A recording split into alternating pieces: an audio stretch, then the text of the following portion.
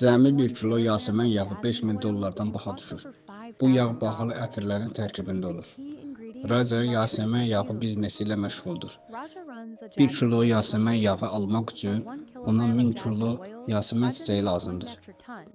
Çiçəklər açılanda Rajanın adamları onları 4-5 min litrlik böyük qabların içinə yığır. Sonra bu çiçəkləri xüsusi bir mayənin içinə qoyurlar. Həmin maye çiçəklərin qoxusunu udandan sonra içindəki bütün maye çıxarılır. Əlinə qalan isə sərt mum kimi bir şey olur. Buna beton deyirlər. Raja yağı tam çıxarmaq üçün bundan istifadə edir.